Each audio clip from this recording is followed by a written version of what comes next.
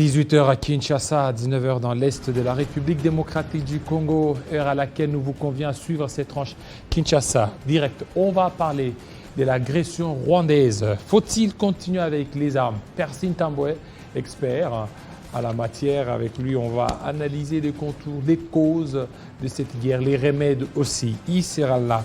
Informateur Kabouya, le choix idéal. Félix Kayembe, communicateur au sein de l'UDPS, il sera là. Et prochain gouvernement entre le poids politique et la compétence Médard Kankolongo. Voilà ce qui fera la charpente de Kinshasa direct. Tout de suite. Mais bien avant cela, de l'autre côté, nous avons Iselona. Bienvenue. Merci Jean-David Kilolo. Bonsoir à tous. Passez à l'actualité, mesdames et messieurs.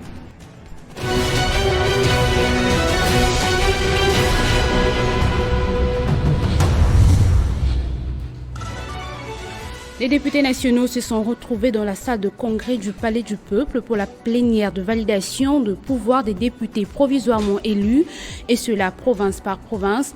Christophe Mbosso, président du bureau provisoire de l'Assemblée nationale, a profité de cette occasion pour faire savoir aux membres du gouvernement qu'il ne leur reste que 8 jours pour décider de siéger ou de rester dans l'exécutif. Agression rwandaise, les Kino ont manifesté ce lundi au centre-ville devant les ambassades et le bureau de la MONUSCO. Foule de gens en colère, de pneus brûlés et chants hostiles à la mission onisienne. C'est à cela qu'a ressemblé la manifestation de ce premier jour de la semaine. Silence on tue en République démocratique du Congo. Le geste popularisé par le sportif congolais est en train de faire le tour des médias et du monde en général en ce moment. Il dénonce le silence que réserve la communauté internationale à l'agression que subit la RDC depuis des décennies par l'entremise du Rwanda. Au Sénégal, l'opposition et la société civile appellent à défiler mardi 13 février pour le rétablissement du calendrier électoral interrompu par le président 3 semaines après et entériné par une loi votée au forceps. De son côté, le Conseil constitutionnel, qui a été saisi par une dizaine de candidats, devra donc statuer sur la légalité du rapport dans le prochain jour. Retrouvez Grâce Salambo à 19h dans la grande édition du journal. Entre-temps, votre magazine Kinshasa Direct se poursuit. Retrouvez toute l'actualité en continu sur www.tele50.cd. Voilà, merci. Merci Iselona pour cette livraison d'informations. Les rendez-vous est pris dans moins d'une heure avec Grâce Salambo. Tout de suite, Persine Tambwe.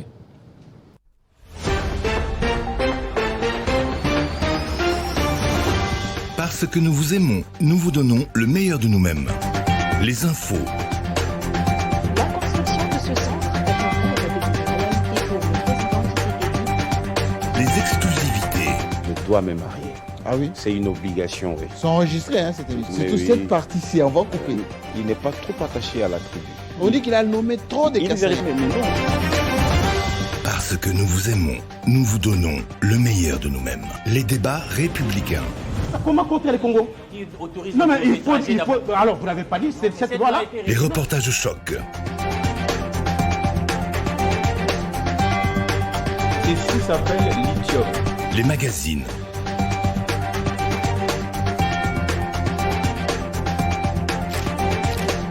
Télé 50. Télé 50, simplement congolais.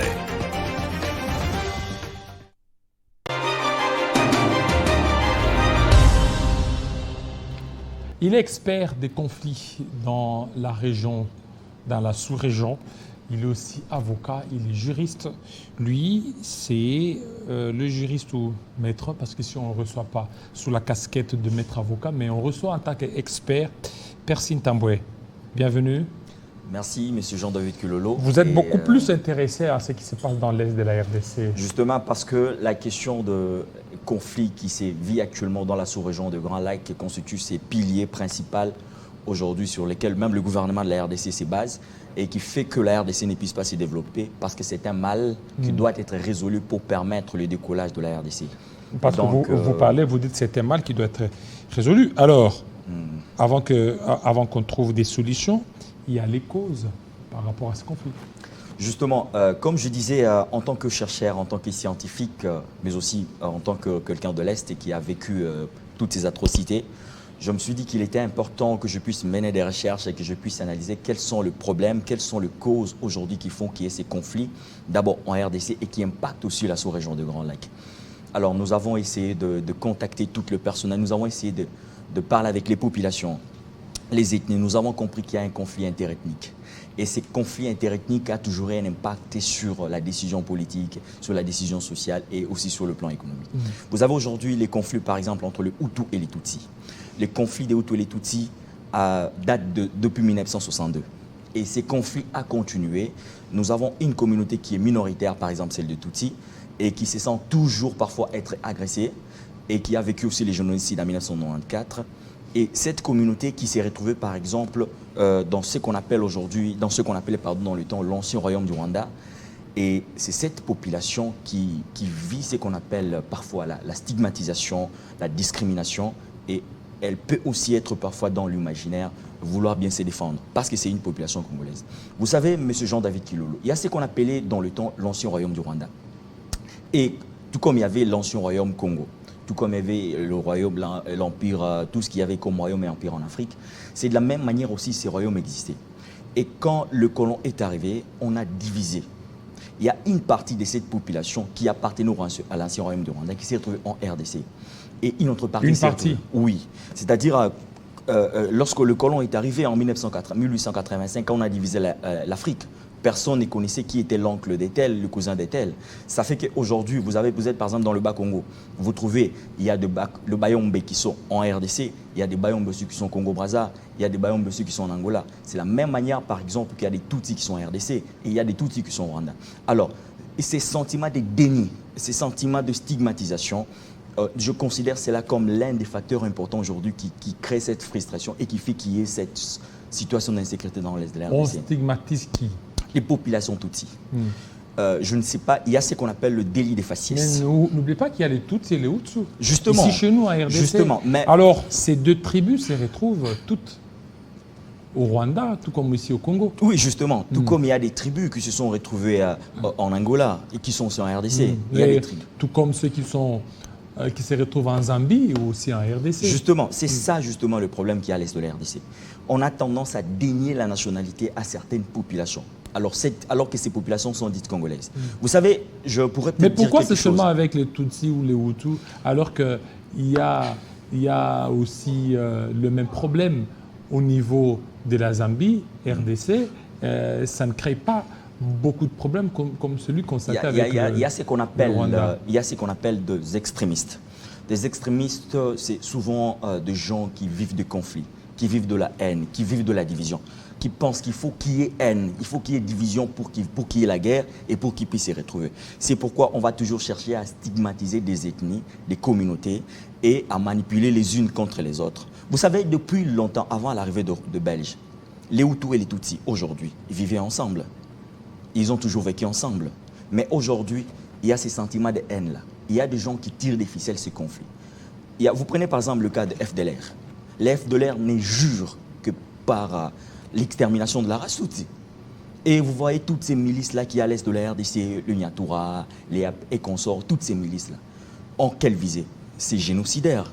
C'est pourquoi nous, qu'est-ce que nous appelons? Nous avons remarqué que ces conflits qu'il y a aujourd'hui à l'est de la RDC ne peuvent terminer que lorsqu'il y a des négociations sincères entre communautés. Il y a ce qu'on appelle la commission vérité et réconciliation. Toutes ces populations qui ont toujours vécu ensemble. Les populations Hutus sont des natures éleveurs. Elles sont des natures, agriculteurs. Les Tutsis sont des natures éleveurs. Mais il y a aussi des champs à Massissi, où il y a les Tutsis et les Hutus. Et c'est Massissi et Rutshuru qui alimentent Goma.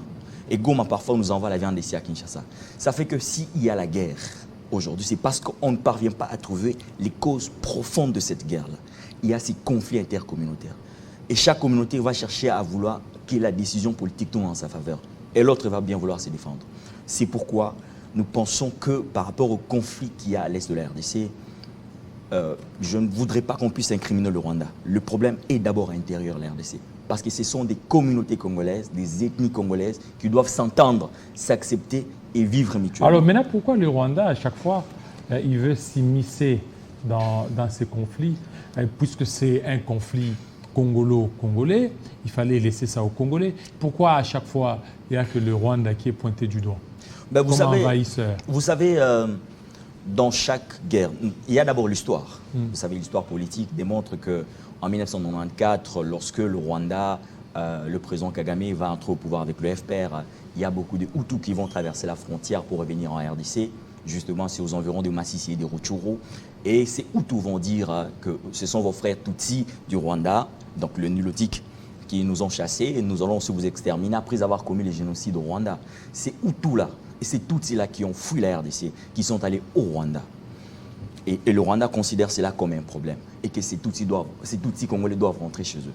Alors, le Rwanda, depuis 1994, depuis 1996, 1994, je ne sais pas jusqu'à aujourd'hui, a toujours considéré que ces Hutus qui sont en RDC sont une menace pour lui. Alors que la RDC aussi considère que les FDLR sont des rebelles qui doivent être exterminés, qui doivent chasser. C'est pourquoi je ne sais pas dire... là, c'est du côté rwandais. C'est du côté rwandais, voilà, c'est des rebelles rwandais. Qui disent que les FDLR constituent une menace. Il ne faut pas qu'ils soient là. Justement, et qui doivent être poursuivis et arrêtés. Et vous allez remarquer aussi, la RDC a aussi le même argument. Donc, le Rwanda peut dire que la RDC soutient les FDLR. Mais le Congo aussi dit que le Rwanda soutient les mouvements rebelles qui attaquent le Congo. Alors, la discussion sincère entre la RDC et le Rwanda peut être une résolution pacifique à ces conflits. Parce qu'on ne nous trompe pas. À Gisenyi, par exemple, à Goma, il y a presque plus de 15 000 personnes ou 10 000 personnes qui traversent la frontière, qui quittent la RDC, qui vont au Rwanda, qui quittent le Rwanda, qui rentrent en RDC. À Gisenyi. Gisenyi et Goma. La frontière est là, elle est terrestre, c'est à pied. C'est-à-dire que ces populations ont toujours vécu ensemble. Si aujourd'hui on ferme par exemple la frontière entre la RDC et le Rwanda, ce sera un désavantage de la population. À Gisenyi aussi, les gens vont souffrir, tout comme aussi à Goma. Et vous allez remarquer avec nous que cette mixité culturelle existe depuis des années. Et qu'aujourd'hui, la guerre n'est pas une solution pour nous, mais plutôt la voie des négociations. Il y a plusieurs modes alternatifs de résolution des conflits. Si aujourd'hui on va en guerre par exemple, ou qu'on décide de fermer la frontière, la situation de Goma sera laquelle? Parce qu'il y a la situation de Massissi qui est compliquée et des Rutshuru qui ne fournissent plus la nourriture, la viande à Goma comme c'était avant. La vie à Goma commence à devenir chère. Donc, il y a plusieurs moyens par lesquels on peut résoudre ce conflit, mais que ce moyen soit pacifique. Parce qu'on en a déjà marre. Vous savez que les gens parlent de la guerre, même ici à Kinshasa, la guerre, ce n'est pas à Kinshasa. La guerre, c'est à l'Est. Nous avons des oncles qui sont là-bas à Goma, à Bukavu, et à Massissi, à Rutshuru, et ainsi de suite. Alors est-ce que la position du gouvernement, qui est celle de ne pas négocier avec les M23, tout en proposant certains préalables, est-ce que cela pourra résoudre le problème? Justement, je considère que la position du gouvernement actuellement est une position tout à fait souveraine parce que la RDC, le gouvernement a bien sûr cette volonté de bien trouver des solutions pour les problèmes qu'il y a, mais dire qu'on ne devait pas négocier avec la M23, je ne serais pas personnellement. Je voudrais qu'on pose bien sûr de préalables, mais que ces préalables puissent aboutir à un dialogue sincère et direct. Vous savez, il y a eu l'accord de Sun City, il y a eu l'accord de CNDP. Et le président Tshisekedi dit qu'il y a plusieurs fois des accords et qui n'aboutissent à rien et qu'il y aurait un jeu qui pourrait favoriser par exemple l'infiltration. Moi, je ne considère pas cela. Parce que si on devrait parler de l'infiltration et parler par exemple aux officiers Tutsis, aux généraux Tutsis, ça, ce n'est pas le cas. Parce qu'il y a des Tutsis congolais et qui ont aussi droit d'être dans l'armée. Mais si on doit parler des dialogues, il faut qu'il y ait des négociations sincères, directes, et qu'on analyse les causes profondes. Vous savez, aujourd'hui, il y a par exemple plus de 1800 personnes qui sont tuées aujourd'hui de Tutsis en raison de leur faciès. Il y a plus de vaches qui ont été tuées. Il y a des personnes qui sont portées disparues pour des raisons de leur faciès seulement. Il y a plusieurs causes profondes pour lesquelles il doit y avoir une négociation. Oui, mais que ces négociations soient sincères. Regardez toutes ces négociations. Il y a eu beaucoup de négociations. Mais ça aboutit à rien. Oui. C'est que ce sont des gens qui viennent pour négocier. Après un certain temps, il y a des frictions. Ces gens-là retournent en brousse. Et puis, pour revenir encore demander de réintégrer l'armée. Mais vous ne voyez pas qu'il faut mettre fin à cette spirale-là de négocier et puis après négociation, il y a des défections. Donc, vous allez commencer à reprendre sous les mêmes erreurs, les mêmes choses. Oui, M. Jean-David, c'est pourquoi j'ai dit, nous sommes contre l'agression de la RDC, comme tout le monde le dit, contre la guerre. Mais nous disons, est-ce que toutes ces négociations ont-elles abouti à ce qu'on appelle les discussions sincères? Est-ce que les causes ont été résolues? Il y a plusieurs gens qui ont dit qu'il y a eu des dialogues, celui des Sun City, et puis après il y a eu des frictions ainsi de suite. Mais est-ce que les causes profondes pour lesquelles le parti se sont retrouvés sur les thèmes de négociation ont été résolues? Le président Tshisekedi, moi je peux dire que c'est le meilleur président de l'histoire de mon pays. Parce qu'il a l'essence de l'écoute, il est sympathique, il est quelqu'un de bonne foi. Et quand même il a été élu, il a été applaudi par tout le monde. Et nous pensons que les négociations sincères peuvent aboutir à une solution qui va constituer une paix durable pour la région. Et si la RDC est stable, c'est toute la région des Grands Lacs qui est stable. Voilà, c'est toute la région des Grands, c'est toute la région des Grands Lacs qui est stable. Ça, c'est une belle analyse de M. Persine Tamboué. Pour vous, donc, nous n'allons pas négocier avec les armes.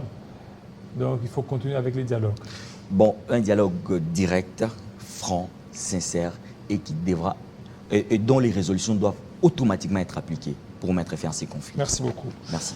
Merci. Alors, et notre invité, c'est tout de suite.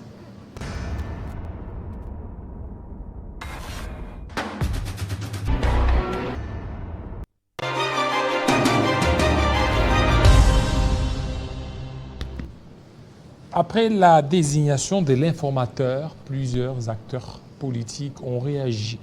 Et sur ce plateau, nous avons M. Félix Kayembe qui est là pour aussi réagir par rapport à certaines déclarations qui ont été tenues sur ce même plateau. M. Félix, bienvenue. Merci beaucoup, très cher Jean-David. Alors, Kabouya, c'est un choix idéal ou un choix de tâtonnement? Écoutez, d'abord, il faut dire que le secrétaire général Augustin Kabouya, c'est un choix idéal parce que celui-ci a connu toutes les étapes au sein de l'IDPS. Au-delà de cela, il faut dire aussi qu'il a commencé à diriger l'IDPS depuis 2019, qu'il est à la tête de l'IDPS comme secrétaire général. Et celui-ci a fait beaucoup d'épreuves tout à fait remarquables. Lorsque nous sommes allés aux élections, bien entendu, des gouverneurs, il faut dire que nous avions eu beaucoup de gouverneurs, bien qu'on n'avait pas beaucoup de députés provinciaux. Et la gestion de l'IDPS aujourd'hui, c'est une gestion orthodoxe. Vous n'avez qu'à voir sur toute l'étendue de la République, nous avons des différentes permanences à nous, nos sièges personnels. Est-ce que le fait d'avoir des permanences, c'est ce qui militerait à ce qu'il soit nommé informateur ou informateur? Il y a d'autres préalables pour Mais au-delà de tout, il faut d'abord dire que le secrétaire général Augustin Kabouya, c'est un licencié en fiscalité, c'est un gestionnaire des formations. Au-delà de tout ce que l'on peut dire aujourd'hui, ce n'est pas quelqu'un que l'on doit présenter dans les microcosmes politiques aujourd'hui. Tous les grands débats, toutes les grandes négociations, que ce soit ici au pays et à l'extérieur, Augustin Kabouya est toujours au rendez-vous. Les gens ne doivent pas oublier qu'il est vice-président des partis socialistes à l'international. C'est que pour vous dire qu'il a toutes les compétences possibles, il a le profil qu'il faut, et surtout que c'est un grand rassembleur, et nous disons, c'est un choix du judiciaire. Au-delà de tout, il faut dire aussi, Jean-David, que M. le secrétaire général Augustin Kabouya, c'est un homme de confiance du président de la République, parce que celui-ci n'a pas pu céder à toutes les sollicitations venant des part et d'autres. Et donc, nous disons, c'est un choix judiciaire, c'est un homme correct, un homme qui a toutes les compétences possibles, parce que gérer l'IDPS, les partis dans lesquels je me retrouve, ce n'est pas facile. Avec tous les combattants, avec tout ce que nous avons, ce n'est pas facile. Donc, c'est un homme qu'il faut à la place qu'il faut. Alors, qu'est-ce qui a beaucoup plus milité pour qu'on prenne Kabouya, alors qu'au sein de l'Union sacrée, il y a des têtes, des têtes pensantes comme Jean-Pierre Bemba, comme Vital Kamere, comme Bati Lukwebo, mais on a porté le choix sur Augustin Kabouya. Je ne suis pas d'accord avec vous lorsque vous dites que... Parce qu'il y a d'autres qui disent c'est dû à des considérations tribales. On a reçu un des invités qui a parlé ainsi. Écoutez, je pense que c'est une fausse rumeur ou soit des faux débats. Lorsque le président de la République avait choisi Bati Lukwebo, président du Sénat, est-ce que c'était pour des considérations tribales? Ce sont des débats des bas étages. Lorsque vous me dites qu'il y a d'autres têtes au sein de l'Union sacrée, pourquoi prendre Kabouya? Mais Kabouya, c'est une tête aussi. Kabouya, c'est une tête, c'est un licencié, je vous ai dit ici. Il a fait la gestion d'entreprise, c'est un fiscaliste de formation. Je ne vois pas pourquoi est-ce que nous allons parler des têtes comme si Kabouya, lui, n'avait pas la tête. Je pense que nous devons évoluer. Parle des têtes pensantes. C'est ce que j'ai dit. Et lui, le secrétaire. Bati Lukwebo, c'est un professeur. Jean-Pierre Bemba a une expérience. Vital Kamere, c'est un doctorant, effectivement. Mais Kabouya. Je ne suis pas venu faire le débat ici des personnes. Ça, c'est de un. De deux, je tiens à dire que le secrétaire général Augustin Kabouya, c'est une tête passante. C'est une personne qui a les profils. C'est un intellectuel de haut niveau, de haute facture. Et je vous dis, il a fait la plus grande distinction d'abord à l'université. Ça, il faut le reconnaître. Vous ne pouvez pas me parler ici d'une tête pensante comme si le secrétaire général Augustin Kabouya n'avait pas une tête. Diriger l'IDPS, mon cher ami, ce n'est pas facile. Et aussi, je tiens à vous dire, il n'est pas un leader national, c'est un leader international. International en quoi? Qu'est-ce qu'il a fait? Il est vice-président, bien entendu, des partis socialistes à l'international, des partis socialistes à l'international zone Afrique. C'est que pour dire, il n'est pas seulement leader national, c'est un leader international. Il est en train de siéger au niveau international, mon cher ami. Je pense que cette question de tête pensante doit être révolue parce qu'il est en train de faire preuve de quoi il est capable. Vous savez, dans notre pays, on a beaucoup parlé des diplômes et au finish, on n'a pas vu quelque chose du terrain. Vous pouvez avoir autant de diplômes et ne pas être intelligent dans tout ce que vous faites comme travail. Mais moi, je suis avec le secrétaire général Augustin Kabouya. Je les vois à l'œuvre, comme on dit, on vend un maçon au pied des murs. Je l'ai vu, comment il est en train de travailler. Il a les profils, il a les diplômes, il est intelligent, il est sage, il est courtois, il est bien éduqué. Est-ce qu'il reconnaît ou il sait la responsabilité qu'il attend? Parce que quand on lui a posé la question, il dit qu'il devrait aller voir les autres, alors qu'on sait tous ses prédécesseurs. Aujourd'hui, dans ce pays, on a connu jusque-là 2 informateurs, Charles Mwando ainsi que Gizenga, qui sont tous d'ailleurs décédés, paix à leur âme, mais lui il dit qu'il devrait aller. Alors, comment il devrait s'inspirer de toutes ces personnes qui sont morts? Comment il devrait aller? Vous ne me direz pas que l'on a connu que des informateurs. Des informateurs, parce que. Qui ont été nommés. Écoutez, lorsque Félix Tshisekedi est arrivé au pouvoir, il y a eu un informateur qui a été. C'était Jean-Marc Kabound, bien entendu. Il n'a jamais été nommé officiellement comme c'est fait. Bien qu'il n'avait pas identifié, bien entendu. Et parlons-en de M. Bati Lukwebo, qui était aussi informateur. Je pense que c'est tout à fait normal. Lorsque le secrétaire général Augustin Kabouya dit « je vais consulter les gens », c'est juste... pas politesse, je vais le dire. C'est juste pas courtoisie. Et vous ne pouvez pas en vouloir à une grande personnalité comme Augustin Kabouya, tout simplement parce qu'il a dit « je vais consulter les gens ». Et donc, il ne faut pas remettre tout à la casserole, d'autant plus que c'est un homme intelligent, très intelligent d'ailleurs. C'est un homme qui a les profils qu'il faut. Et donc, nous disons... la loyauté, la fidélité, son intelligence, son savoir-faire, c'est comme ça qu'il est arrivé à cela.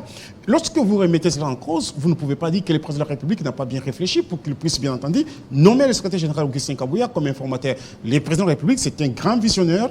Il a su identifier, bien entendu, ce qui concourt à un bon informateur comme Augustin Kabouya. Il a trouvé cela en lui. Voilà pourquoi il a été nommé. Alors, qui en veut à Augustin Kabouya? Non, ce sont des gens, j'ai suivi certaines personnes, que ce soit d'ici et d'ailleurs, qui vous disent, écoutez, Augustin Kabouya, c'est tout simplement pas la méchanceté. Est-ce que tout ce qu'ils disent là, c'est pas fondé? Ce n'est pas fondé, c'est tout simplement la méchanceté, la jalousie et d'autres personnes, même du PPRD, et qui commencent à attaquer le secrétaire général Augustin Kabouya. Moi, je me dis, des fois, il faut que nous puissions revoir nos ambitions à la baisse. D'autant plus qu'on n'a pas accepté ce processus électoral. Et pourquoi est-ce que vous vous intéressez à ça?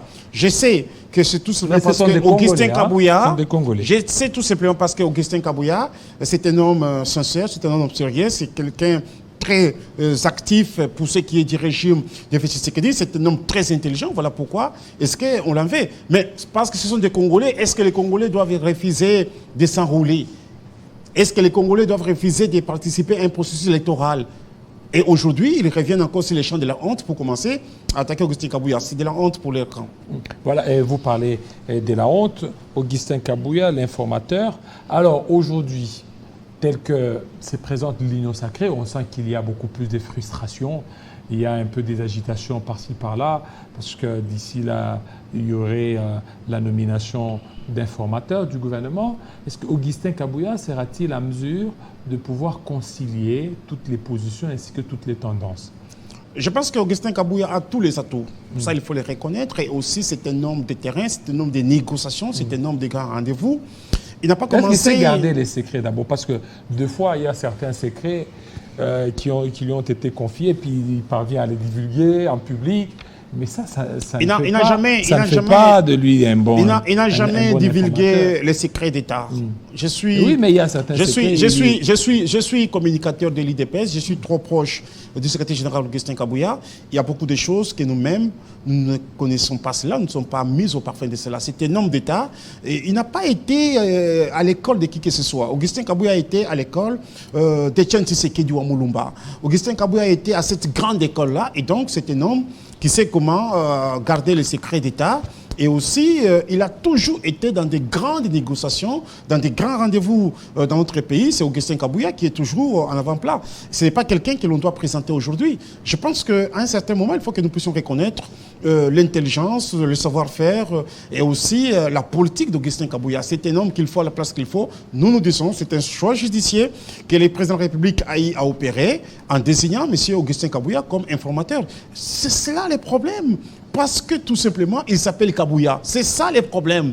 Parce qu'il s'appelle Augustin Kabouya, c'est comme ça que tous les oiseaux doivent commencer à chanter dans leur langue, ce qui n'est pas normal. Alors aujourd'hui, parce que Kabouya, il devra identifier la majorité parlementaire en vue de la nomination d'un Premier ministre, l'UDPS tient à la primature ou à l'Assemblée nationale, à la présidente de l'Assemblée nationale?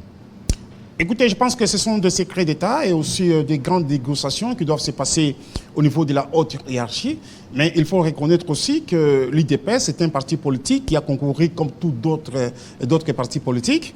L'article 78 de la Constitution vous dit le Premier ministre est ici de la majorité parlementaire. Et dans cette majorité parlementaire, il faut dire aussi que c'est l'UDPS qui a la majorité parlementaire.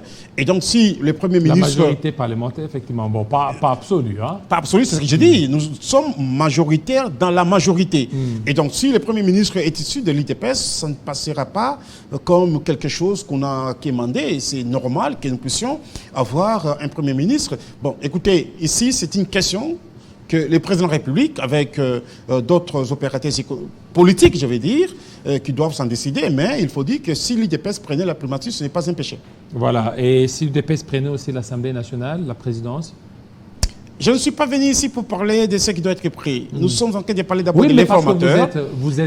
Mais écoutez, vous êtes majoritaire, vous avez 69 députés. C'est que l'UDPS est en droit d'avoir la primature. Ça ne sera pas. UDPS est en droit d'avoir la primature. UDPS est en droit aussi d'avoir l'Assemblée nationale. Ça ne sera pas un péché. Vous n'allez pas interdire à l'UDPS d'avoir. Ça ne sera pas aussi avoir aussi le Sénat. UDPS partout. Écoutez, ne me dites pas que l'UDPS est gourmande, qu'elle doit... Écoutez, c'est la tendance. Nous sommes en politique. Oui. Nous sommes en politique. Je voulais d'abord dire qu'il n'y a pas de frustration, comme vous l'aviez souligné ici. Il n'y a pas de frustration. Il n'y a pas de frustration. C'est tout à fait normal que les gens puissent exprimer les ambitions. Nous sommes des politiques. Chacun de nous doit exprimer son ambition. L'UDPS, oui, nous pouvons avoir la primature. Ce n'est pas un problème. Je vis dans ces pays, d'autres partis politiques, pour ne pas citer leurs noms, avoir la présidence de la République, le Sénat et aussi l'Assemblée nationale, la primature. Un parti politique ici? Ici, oui, j'en ai vu. Mais à ce que je sache, c'est que peut-être juste... peut-être la primature, pas l'Assemblée nationale. J'ai vu la primature avec Vital Kamere alors qu'il était encore d'IPPRD. L'Assemblée nationale. Et la primature, c'était avec qui? C'était avec... Gizenga. Gizenga, oui, mais quand nous sommes arrivés, quand Vital Kamere est parti, j'ai vu, comment il s'appelle, Matata Pogno à la primature et Obé Minakou, Bochab à l'Assemblée nationale. Oui, alors, vous voulez aussi rééditer cet exemple? Ce n'est pas ce que j'ai dit. Mais... Ce n'est pas ce que j'ai dit, mais le plus important mais si ici... vous le faites, c'est que vous n'aurez pas péché. C'est ce que je dis, ce n'est pas un péché, même Alors, si nous prenons la primatie, d'autant plus que... Vous hésitez à vous assumer, d'autant plus que vous êtes majoritaire. Je suis en train de dire ici, je ne suis pas venu pour que nous puissions créer des problèmes. Il y a des questions qui doivent être traitées. Il y a des questions... Il y a des questions qui doivent être traitées au niveau, bien entendu, du présidium. Pour éviter des frustrations. Il y a des questions qui doivent être traitées au niveau de la présidence de la République. Et donc, je pense que le temps viendra où l'on saura qui sera où et qui sera... Caméré, président de l'Assemblée nationale, ça vous va? Il m'a dit qu'il n'était pas détenteur de ça. Oui, il a dit à la télévision qu'il n'était pas détenteur de ça. Oui, il vous a dit ça, mais en coulisses. Aujourd'hui, Caméré, président de l'Assemblée. Mais pourquoi pas, c'est un Congolais. Personne ne peut refuser l'ambition des uns et des autres. Mais ce qui est vrai, que les choses vont se dessiner. Vous l'auriez aussi le Sénat, l'UDPS. Et ce n'est pas un péché, si l'UDPS a le Sénat, ce n'est pas un péché. Et aujourd'hui, l'UDPS à l'Assemblée provinciale de Kinshasa, au gouvernorat de Kinshasa. L'UDPS, c'est une grande école. Ça, il faut d'abord le reconnaître. Que l'UDPS, c'est une grande école de la démocratie. Et si aujourd'hui, de par le travail que nous avions réalisé sur le terrain, même quand nous sommes en train de parler de l'honorable Augustin Kabouya, il faut dire que c'est celui qui a fait que nous puissions avoir beaucoup de députés. C'est lui qui est le secrétaire général, qui a bâti campagne pour tous ces gens-là. Moi, j'étais avec lui partout ailleurs. Nous avions commencé à préparer les élections du président de la République depuis l'aube des temps. Nous étions à Kisangani, à Lubumbashi, nous étions dans les Bas-Congo, dans les Bandundu, partout au Kasaï. J'ai vu pendant la campagne ici, j'étais avec le secrétaire général Augustin Kabouya partout, comment est-ce qu'il a bâti campagne pour les candidats, bien entendu, de l'UDPS. Et donc, aujourd'hui, ne pas reconnaître la grandeur d'homme d'État et aussi le savoir-faire de ces messieurs, c'est avoir tout simplement la haine contre lui. Et donc, nous disons, avoir la primature, ce n'est pas un problème. Avoir, je ne sais pas, l'Assemblée nationale ou provinciale, ce n'est pas un problème. Le plus important, c'est de travailler pour les Congos. Le plus important, c'est de faire en sorte que les Congolais puissent se retrouver dans la gestion de Tshisekedi. C'est ce qui nous importe. C'est le dernier mandat du président Tshisekedi. Vous êtes conscient? Écoutez, nous ne pouvons pas parler de dernier mandat parce que nous sommes qu'au début de ce mandat. Oui, mais c'est le dernier mandat constitutionnel, non? Écoutez, à part ce mandat, donc, Jean-David Lolo, parlons d'abord de la gratuité de l'enseignement des bases. Parlons de la gratuité de la maternité. Parlons de la sécurité du pays. Parlons du budget que Tshisekedi ne fait qu'augmenter, de la montée en puissance, bien entendu, de notre armée. Les mandats, là, nous en parlerons. Ah bon? Mais c'est le dernier mandat. Est-ce que vous êtes conscient? J'ai dit nous en parlerons. Vous savez, ce n'est pas. Est-ce que vous êtes conscient que c'est le dernier mandat? Moi, ce qui me préoccupe plus aujourd'hui, c'est de voir Tshisekedi réussir dans ces mandats qu'il est en train d'exercer. Oui, le tout dernier, constitutionnellement parlant. Écoutez, ne parlons pas du dernier ou du premier. Parlons d'abord du mandat de Tshisekedi qui est en train d'exercer avec brio. Merci beaucoup, M. Félix Ayembe. Je vous en prie, Jean. Voilà. Médard Kankolongo, tout de suite.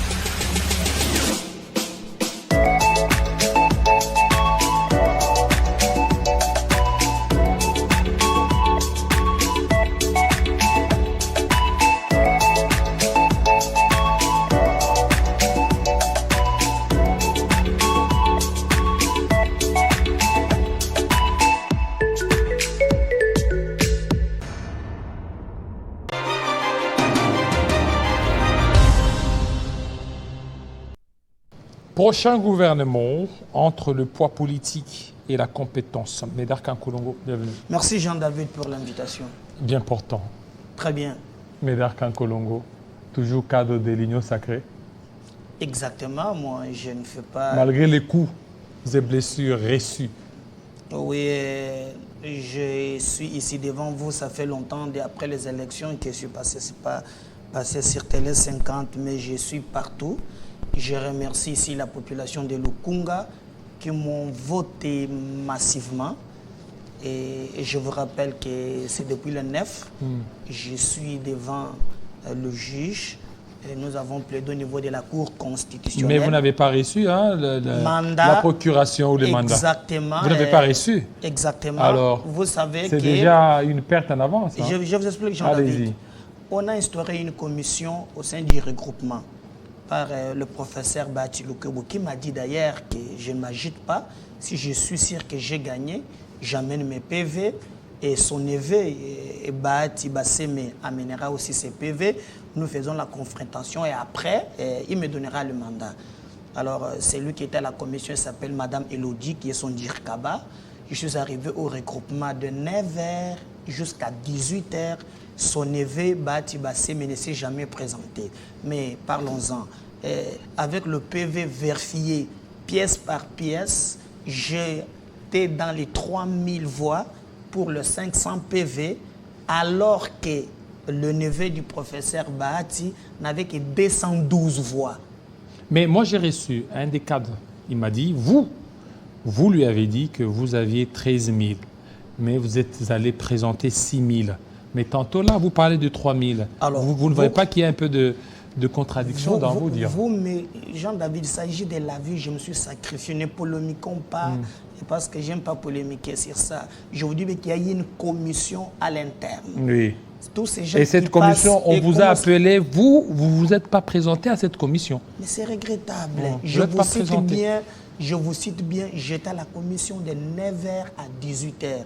Et celui qui a piloté cette commission s'appelait Madame Elodie. Je lui ai présenté le PV. Et on a comptabilisé. Je vous dis que le monsieur a dit que j'ai présenté 6 000. Sur la vie 6 000. Mais le monsieur proclamé par la CENI, le neveu de Bahati Lukwebo, n'a que 200 voix. Même si, prenons que j'ai 6 000, prenons que j'ai 3 000, mais le monsieur n'a que 200 voix. Devant la Cour constitutionnelle, parce que mon privé le mandat, mais Médard Kangolongo, c'est un guerrier. Je me suis battu dans ces pays, pas pour des antivaleurs, non. Déjà en 2007, dans l'affaire opposant Janine Mabunda, avec un docteur qui ne reviendra, Vital Kamerhe avait refusé de donner mandat à ce docteur. Et l'homme est allé saisir la Cour. Et la Cour avait dit clairement que sa requête était recevable et fondée. Et Mabunda tomba en 2007. Il ne savait pas que j'avais cette jurisprudence. Oui, laissez-moi aller jusqu'au bout. Maintenant, actuellement, aujourd'hui, les choses ont changé. Je vous dis, vous n'êtes pas... Moi, j'étais devant le juge. Vous parlez devant le juge. Je plaidais. Et je vous dis au jour d'aujourd'hui. Même la CENI était confondue. J'ai amené des PV. Que la CENI nous prouve comment quelqu'un qui a 212 voix peut être élu député national. Et vous savez ce que la CENI fait? Non. Comment lui peut être ici? Il n'a pas reçu la procuration spéciale. Mais vous êtes là pour prouver de voix, laisser la recevabilité au juge. Mais d'ailleurs, c'est que j'aurais appris avec des chantages. Non, comme ils l'ont fait avec Kadima, ils le feront avec la Cour constitutionnelle. Mais moi, je pense qu'elle ne passera pas. Je mène un combat générationnel. Mais d'ailleurs, qu'en Kolongo, je ne suis pas quelqu'un, d'ailleurs, parler avec Oyerason, qui a connu les mêmes cas avec moi, il a été géré et son histoire, on n'en parle pas encore. Moi, je pense que je n'ai pas besoin d'être dans des conciliabules politiques. Et même le président de la République, Félix Tshisekedi, doit-il avoir encore autour de lui des collaborateurs qui ne privilègent pas les Congos, qui ne met pas les Congos. Vous savez, moi, je combats l'injustice. À chaque fois sur votre plateau, qu'on attaquait le professeur Bahati, j'étais parmi le premier à lui, parce que je pensais que l'injustice ne passera pas. Et d'ailleurs, je vous fais une révélation. 2 jours avant qu'on publie le résultat, je suis qu'il est chrétien. Il m'a reçu chez lui à la maison. Il le sait. Je ne peux pas dévoiler tout sur ce plateau. 2 jours avant la publication. Mais vous avez tout eu grâce à l'FDC. Hein. Là où vous êtes aujourd'hui, c'est grâce à l'FDC. Aujourd'hui, vous êtes retrouvé grâce à la FDC, d'où vous devez être beaucoup plus... avoir des mais il faut carrément dire que c'est la FDC qui a créé le Congo en avant. Parce que j'ai adhéré à la FDC comme président du parti politique. J'ai créé le parti. Moi, je ne peux jamais nier ici ce que je suis un homme honnête dans la vie. Vous pensez que Médard Kankolongo, président d'un parti, il est administrateur. Mais il y a quelqu'un qui est de sa famille qui est DGA. Et vous pensez que j'ai beaucoup. Un président d'un parti politique. Avec tout, Jean-David, vous me recevez sur ces plateaux. Tous les combats de l'AFDC, je les portais. Et ça, on le paye à combien? Comment vous quantifiez ça? Mais quand il y avait... Ils ne vous payaient pas, quand vous payez pas par mois. Je mène un combat de vérité. Je ne mène pas un combat d'argent, Jean-David Kilolo. Le combat pour le Congo, c'est un combat de vérité. Il y a des gens qu'on paye, si on le paye pour m'attaquer. Mais moi, je ne suis pas dans ça. J'ai beaucoup de respect pour lui. Et moi, je pense, ce qu'il a fait, ça n'honore pas sa personnalité. Vous savez, j'ai vu ça avec le Palou, par exemple. Le Palou, il devrait être au-dessus des 1000, c'est-à-dire me donner la procuration et que les juges tranchent. Si je perdis, par exemple, lui sait que l'autre a gagné, il n'y a rien à cacher. Mais si, vas-y à la cour, à la fin, on va trancher. Mais comment peut-il soutenir quelqu'un qui a 200 voix? Bon, peut-être que moi, je suis famille pauvre. Mais dans ma pauvreté, je garde la dignité. Dans ma pauvreté, je suis... lui, quand même, protège la famille. Mais moi aussi, j'ai une famille qui Parce que regarde. aujourd'hui, En dehors de ma famille biologique, j'ai ma famille politique. Et moi, j'ai bâti campagne pour le président de la République. Mais Médard Kankolongo a mené un combat dans ces pays respectables. Vous pouvez mettre pour un inconnu qu'on n'a jamais vu à Lukunga. Si vous posez la question à tout le monde, est-ce que vous connaissez, à part les noms débats que ces garçons portent, mais ils représentent quoi? Et moi, je fais confiance aux juges. Il y aura les bons droits. Alors aujourd'hui, vous faites confiance aux juges, mais n'oubliez pas qu'il y a des règles, des prescrits. Tout à l'heure, vous êtes allé là-bas sans procuration. Est-ce que vous vous attendez à gagner ce combat? Mais Jean-David... Parce que déjà au niveau... Parce que n'oubliez pas que vous vous êtes présenté sur la liste de l'AFDC. Alors, et que, écoutez, vous allez continuer, oui. Et que c'est l'AFDC qui a payé votre caution. Voilà. Et qu'au niveau de la Cour constitutionnelle, la Cour constitutionnelle ne va reconnaître que les noms des gens que les regroupements vont lui proposer. Voilà. Écoute, vous violez la loi, je vous comprends, vous ne maîtrisez pas les ABC de la loi. Il y a de normes, il y a de jurisprudence en droit. Quand est-ce qu'il y a l'application de la jurisprudence? Écoute. Tu as affaire à un juriste. Écoute, oui. Le cas sous examen. Il y a ce qu'on appelle, écoutez Jean-David, le droit privilège l'intérêt ou bien les droits individuels par rapport aux droits des groupes qui peut être dissous à tout moment. Lorsque ton intérêt individuel est bafoué, quelqu'un pense, la loi électorale dit, c'est celui qui vient en premier sur la liste qui est proclamé par la CENI. Mais c'est lui, ils ont dit que j'ai 6 000 voix. Au moins, ils vous ont dit que j'ai 6 000 voix. Je ne vais pas entrer dans ces polémiques. Non, ils ont dit que c'est vous. C'est vous qui l'avez dit. Vous leur avez dit que non. Vous m'avez dit que... Ils t'ont dit que moi, j'avais dit 13 000. Oui. Hein? Et puis, vous êtes revenu. Écoutez, ça ne sert à rien que... Ils ont dit ceci. Dans un premier temps, vous avez dit 13 000. Et puis, vous êtes allé vous présenter, c'est 6 000. Voilà. Je prends l'air... Allons-y dans l'air sens. Mais le monsieur a 200 voix. Lorsque je me suis présenté devant la cour, j'ai amené le PV. Je parle à la télé. Je déposé mes PV. Le monsieur a 200 voix. Et la CENI était incapable de lui défendre. Ça, je vous dis. Et aussi, cette cour a déjà réussi un cas pareil. Où il y a un groupe d'individus qui s'est arrangé à bafouer. Je vous dis... Maintenant, il y a ceci. Jean-David, ne faisons pas du jurisme sur ce plateau. Non, monsieur Médard, il faut que ceux qui nous suivent, parce qu'il y a ceux qui nous suivent, il y a des juristes qui sont là. Parce que vous avez parlé de la jurisprudence. On applique la jurisprudence lorsqu'il y a défaut de la loi. Mais dans les cas d'espèce, il y a une loi en la matière. Alors, c'est-à-dire, avant que vous n'appliquiez la jurisprudence, il faut que la loi fasse défaut. Mais pour le moment, la loi est là. Non, écoute, lorsqu'on donne procuration dans le vrai sens du mot, qu'est-ce qu'on entend? Le liste A attaque liste B. Oui. Le cas sous examen, je suis sur la même liste avec le neveu de Bahati Lukwebo, qui a 200 voix. Moi, je suis au-delà, ils t'ont dit 6 000. Moi, je vais entrer dans les débats. L'homme a 200 voix. Le droit, c'est ce qui est juste. Le droit est là pour sécuriser ceux qui se sentent lésés. Et vous allez dire à Médard Kankolongo de ne pas saisir. Mais le droit, c'est le bon sens. Cette jurisprudence a été utilisée dans un sens donné où les gens qui se croyaient forts, ils ont été humiliés. Et je vous dis ici, Jean-David, le juge de la Cour constitutionnelle, qui ont le PV, qui comprendront que ce qui se passe, on protège le neveu du professeur Bahati Lukwebo. Alors que les élections, ce n'est que l'expression de la volonté populaire. C'est ça les élections. Les gens ont dit, Médard Kankolongo, vous avez mené un combat respectable, honorable dans ces pays. Nous voulons vous élire afin que vous nous représentez. Et là, on va prendre quelqu'un, et la famille, on lui place. Et vous me dites ici, non, moi je n'accepterai jamais l'inacceptable. Je vous dis, je mène un combat respectable dans ces pays. Et là, moi, je m'adresse aux autorités, je m'adresse au président de la République.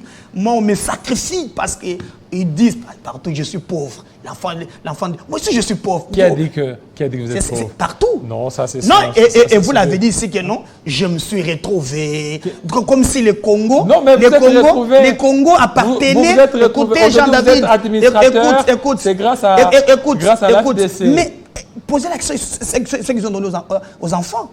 Moi, je suis président d'un parti politique. Je vais partir du regroupement politique. Jean-David me reçoit chaque jour. Je suis au front pour défendre les regroupements. Et vous pensez qu'un président d'un parti politique, il a administrateur, c'est beaucoup. Ça vous insultez même le cadre du parti. Oui, mais il tient compte du poids politique. Mais aujourd'hui, je fais lire des conseillers, moi, Médard Kankolongo. Des conseillers? Oui, j'en ai 6. 6 conseillers. 6 conseillers. Et combien de députés provinciaux? Mais écoutez, j'avais aligné 15. On m'a donné. Mais pour aligner, c'est difficile. Mais pour aligner les candidats, difficile. Mais je ne pouvais pas m'attaquer parce que je pense qu'au sein des mouvements politiques, il y a des calculs purement politiques. Mais j'ai gagné. Vous avez 30 quelques députés. Mais moi, j'ai qu'un seul. Pourquoi me les ravir? Même le bon sens, Jean-David Kilolo, vous prêchez, je vous suis. Même, attends, Mawa ici, là, Ozana, 30 sauts, Nazara Moko. Moko. Pourquoi me les ravir? Avec tout le respect. Ils étaient confondus devant la cour, incapables de prouver par A plus B comment ils ont eu 2000 voix. Et la CENI va me donner 2066 et il va lui donner à ces garçons 2400 voix. 2066. Moi, on m'a donné 2066. Et lui, c'est 2400 voix. 2400, donc vous êtes toujours supérieur. Mais non, moi 66, lui 2400. Ah, 2400. Vous voyez donc, ils ont cherché même me diminuer. Ils n'ont pas par ici. Le Messie a 212 voix. Quelle injustice! Mais le PV, quand je déposais, je crois le juge vérifieront mes PV. Jean-David, j'ai été voté massivement. Non seulement je suis premier sur la liste AFDC allié, mais parmi le Miezeli à Lukunga. Posez la question, on vous dira. J'ai mené un combat honorifique et le peuple me l'a récompensé. Mais hélas, moi je ne savais pas.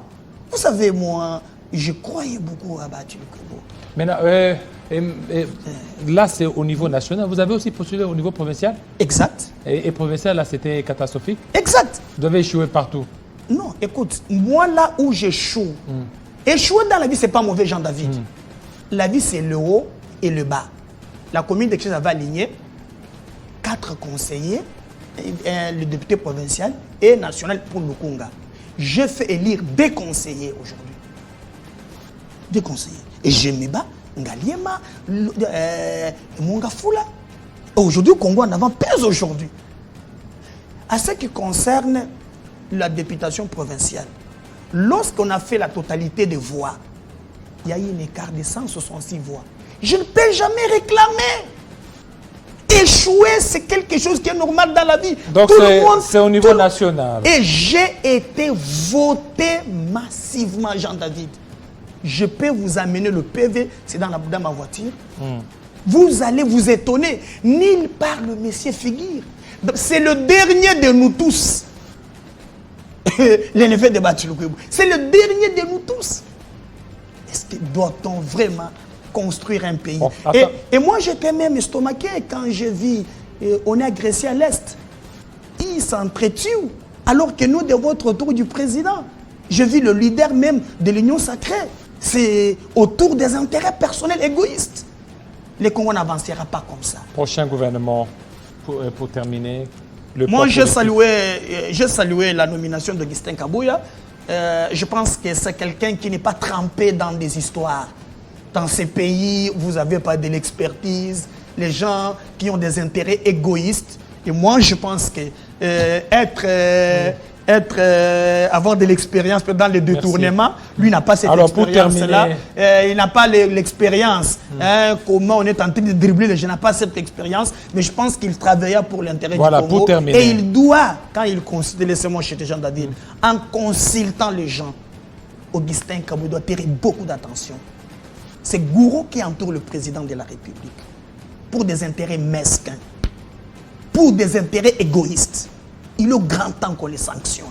Nous devons travailler pour un Congo où tout le monde a l'égalité des chances. Ces pays nous appartiennent tous. Parce que Dieu nous demanderait un jour, qu'avons-nous fait de notre pays? Un pays riche, mais la population extrêmement pauvre. Parce que nous avons une classe politique non classable. Une classe politique où il y a des intérêts égoïstes. Et moi, je pense qu'au prochain gouvernement, le président de la République tiendra compte de ça. Alors, quel est votre avenir politique? Jusque-là, moi, ma vie appartient à Dieu. Je me lancerai. Jean-David, vous savez ce que je ne sais pas. Vous avez quitté FDC ou bien vous êtes toujours? Moi, je n'ai jamais quitté FDC. Pourquoi je suis là? Mais j'ai dit cette injustice ne passera pas. Merci. Merci beaucoup, Médard Kankolongo. Merci à vous, fidèles téléspectateurs. Vous avez raison de nous suivre. Restez branchés sur Télé 50. On attend la décision de la haute cour, la cour constitutionnelle incessamment. Et je crois que le juge dira les bons droits. Voilà. Merci beaucoup. Tout à l'heure, grâce à Lambo, elle sera là pour la grande édition des 19h. Et quant à nous, portez-vous très bien et à très bientôt. Ciao.